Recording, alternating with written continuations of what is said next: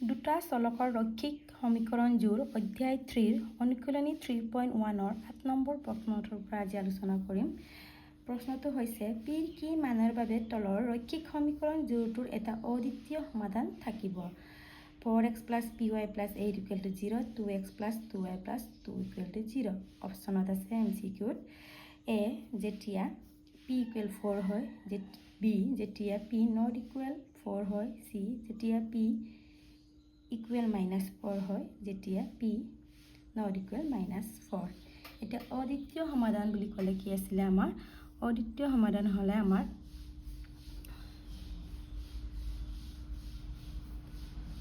সলিউশনত অদ্বিতীয় সমাধান হ'বলৈ হ'লে আমাৰ a1/a2 ≠ b1/b2 হ'ব লাগিব। এটা a1 a2 হৈছে আমাৰ x ৰ অহক আৰু b1 b2 হৈছে আমাৰ y ৰ অহক। এই দুটা সমীকৰণ আছে আৰু ধ্ৰুবক ৰাশি কেইটা হৈছে আমাৰ c, মানে ইয়াত c1 c2 হয়, ইয়াত ধ্ৰুবক ৰাশি হিচাপে আছে 8 আৰু 2। এতিয়া আমাক অদ্বিতীয় সমাধানৰ কাৰণে আমাক c1 c2 ভ্যালু নালাগে। অদ্বিতীয় সমাধানৰ কাৰণে আমাক a1/a2 ≠ b1/b2। তেনেহ'লে ইয়াত কি আছে আমাৰ ইয়াত নিলিখিলেও হয়, আমাৰ যদি ডিসক্ৰিপশনত আহে তেতিয়া আমি অকমান লিখিব লাগিব। যদি হয় MCQ যদি প্ৰশ্নটো আহে ডাইৰেক্ট কৰিলেই হ'ল আৰু এনসাৰটো ওলাই যাব। ইয়াত a1 = 4 x ৰ হক, ইয়াত প্ৰথম সমীকৰণৰ কাৰণে a1 লিখিছোঁ, দ্বিতীয়ৰ কাৰণে a2 2, b1 কিমান p, আকৌ b2 কিমান 2। এইটো এতিয়া আমাৰ অদ্বিতীয় সমাধানৰ কাৰণে অদ্বিতীয় সমাধান চৰ্তটো হৈছে আমাৰ অদ্বিতীয় সমাধান হ'ব লাগে। ইয়াত প্ৰশ্নটো চোৱা অদ্বিতীয় সমাধান হ'ব লাগে। তেতিয়াহ'লে আমাৰ কি আছিলে a1/a2 = b1/b2। তেনেহ'লে a1 কিমান 4, a2 2, b1 p, b2 2 এইটো নত ইকুৱেল দি যাবা। a1/a2 = b1/b2, 4/a1 a2 b1 b2 মানখিনি বহাই দিয়া। তাৰপিছত 2 ৰে 4 কেনসেল যায় গ'ল। তেনেহ'লে ইয়াত 1 থাকিলে ক্ৰছ মাল্টিপ্লিকেশ্যন কৰি দিয়া 1 × p, আকৌ নত ইকুৱেল 2 × 2 কিমান 4। তেনেহ'লে অপশ্যনটো কোনটো আহিলে আমাৰ ডি। এনসাৰ কি হ'ব আমাৰ ডি। এইটো এতিয়া নেক্সট প্ৰশ্নটো চোৱা। এতিয়া 9 নম্বৰটো কি কৈছে তলৰ কোন কেইযোৰ সমীকৰণ অসীমংখ্যক সমাধান থাকিব। প্ৰশ্নকেইটা ইয়াত কোন কেইটা গোটেইখিনি আমি কৰি চাম। ইয়াত কোনটো হয় গম পাই যাম। প্ৰথম এটো কৰি যাম, a b c d কোনটো কৰে চাম। এতিয়া 9 নম্বৰ এত অসীমংখ্যক সমাধান হ'বলৈ আমাৰ কি হ'ব লাগিব a1/a2 b1/b2 আৰু cn/c2 হ'ব লাগিব। তেনেহ'লে আমাৰ x ৰ হকবোৰ আমি কি কৈছিলোঁ a1 a2, আকৌ y ৰ হকখিনি আছে b1 b2 আৰু ধ্ৰুবক ৰাশি যি আছে এইটো হৈছে আমাৰ c1 c2। ইয়াত ধ্ৰুবক ৰাশি আমাৰ আৰু সমীকৰণটো ৰৈখিক সমীকৰণ যোৰাবোৰ কেনেকুৱা হয় ax + by + c = 0। এইটো আৰ্হি হয় আমাৰ। তেনেহ'লে এই সমীকৰণটো আমি এই আৰ্হিলৈ পৰিৱৰ্তন কৰিম। ইয়াতে আছে 2x + 3y = 6 আছে, এফালে আনিলে মাইনাছ হ'ব। আকৌ 2 নম্বৰটো আছে 4x + 6y, এইটো তেনেকৈ। এতিয়া আমাৰ অসীমংখ্যক সমাধান হ'বলৈ হ'লে আমাৰ চোৱা ইয়াত বাৰু লিখি দিছোঁ a1 হৈছে 2, a2 হৈছে 4, b1 হৈছে 3, b2 হৈছে 6 আৰু c1 হৈছে -6, c2 হৈছে আমাৰ -12। এইটো এটা অসীমংখ্যক সমাধানৰ আমাৰ হ'বলৈ হ'লে a1/a2 b1/b2 আৰু c1/c2 এই তিনিটা সমান হ'ব লাগিব। এতিয়া মানখিনি বহাই দিম a1 2, a2 4, b1 3, b2 6, আকৌ c1 -6, c2 -12। নিজৰ নিজৰ ভাগে আমি কেঞ্চেল কৰিম 2 3 আকৌ 6ক 2 মাইনাছ মাইনাছে আমাৰ কেঞ্চেল কৰে 6ৰে 12 হৰণ কৰিলে 2 ইমান হ'ল 1/2 আৰু ইয়াতো 1/2 আৰু ইয়াতো 1/2 তিনিটাই আমাৰ সমান হৈছে তেনেহ'লে কি হ'ব এইটো ইয়াত অসীম অংকীয়ক সমাধান থাকিব এইটো নেক্সট বিটো চাওঁ আকৌ এতিয়া বি আছে x + y = 4 x - y - 2 = 0 এটা সলিউশন এটা x + y = 4 আছে আমি ৰৈখিক সমীকৰণৰ আৰ্হিলৈ নিম x + y = 4 হলে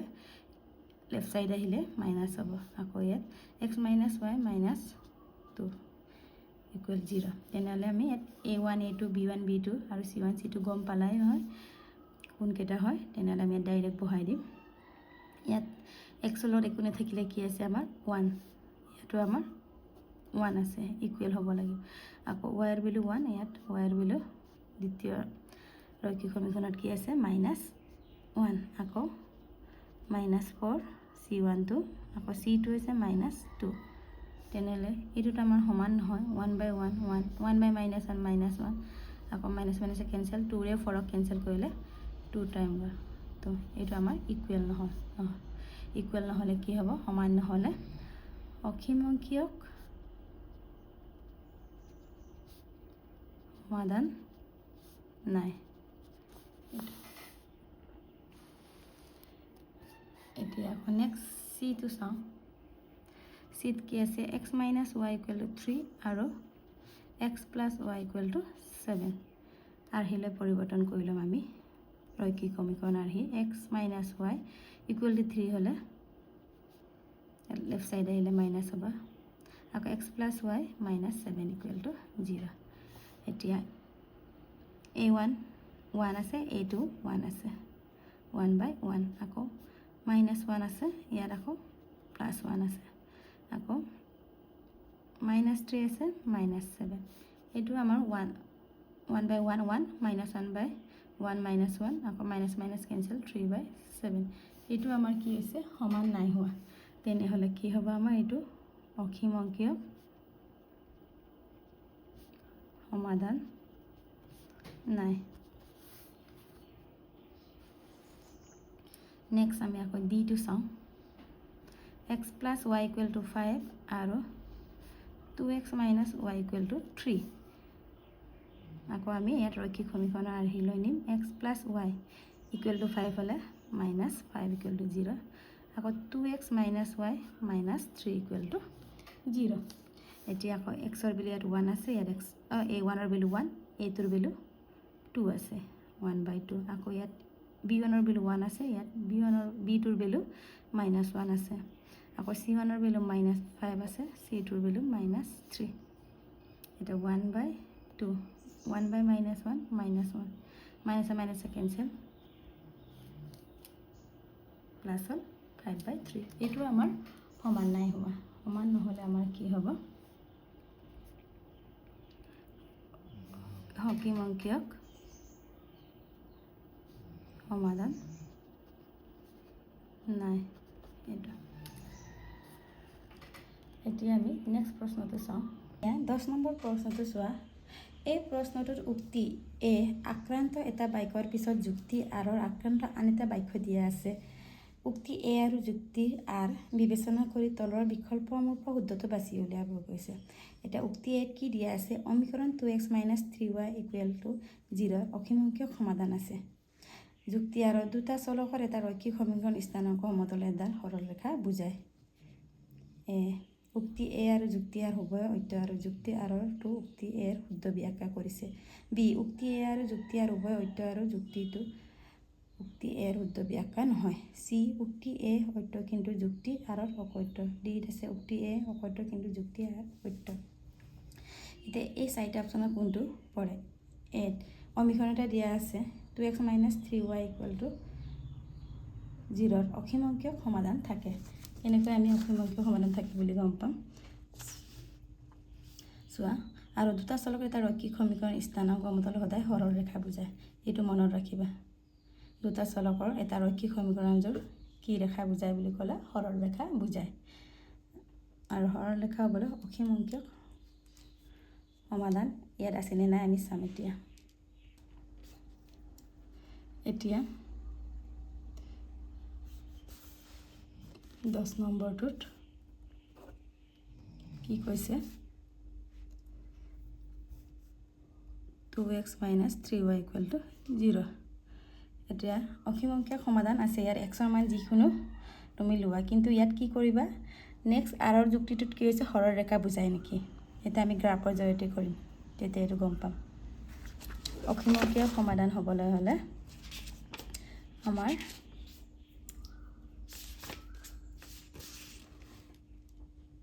চোৱা 2x - 3y = 0 ইয়াত 2x = 3y হ'ল ইয়াত yৰ মান যদি 0 বহাওঁ xৰ মান আমি গ্ৰাফৰ জৰিয়তে কৰিছোঁ এটাৰ কি ৰেখা পাই চাম আৰু ইয়াত অসীম অংকীয় সমাধান থাকিবই কাৰণ ইয়াত 0 বহালে 0 হ'ব 1 বহালে 3 তেনেকৈ আমি বিভিন্ন ধৰণৰ মান আমি লৈ বহাব পাৰোঁ তেতিয়া আমাৰ অসীম অংকীয় সমাধান ইয়াত ওলাব তথাপি মই গ্ৰাফৰ জৰিয়তে দেখাই দিছোঁ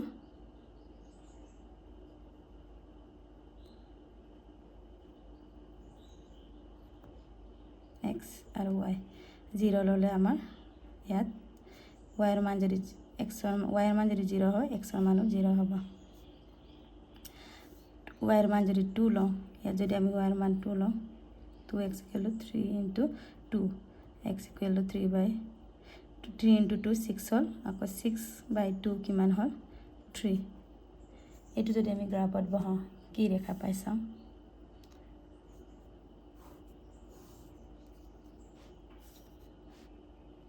এইটো জানিবা আৰু এইটো অসীম অংকীয় সমাধান থাকেই এইটো আমাৰ x ড্ৰেছ y ড্ৰেছ উক্তিটোৰ লগত মিলেনে নিমিলে এইটো চাবৰ কাৰণে মই কৰিছোঁ 0 ইয়াত 0 হৈ থাকিলে 2 x xৰ ভেলু 3 1 2 3 আৰু xৰ ভেলু yৰ ভেলু 2 ইয়াত বহিলে তেতিয়া আমি এই বিন্দু দুটাই লৈছোঁ আমি জইন কৰিলে কি হয় এডাল সৰল ৰেখা পাইছোঁ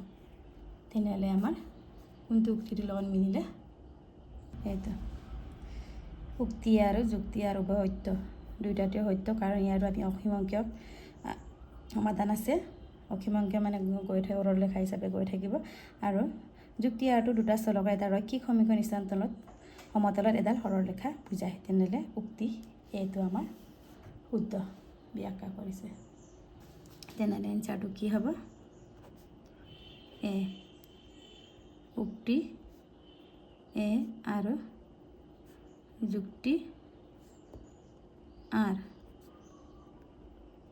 উভয়ে সত্য আৰু যুক্তি আৰটোত উক্তি এৰ শুদ্ধ ব্যাখ্যা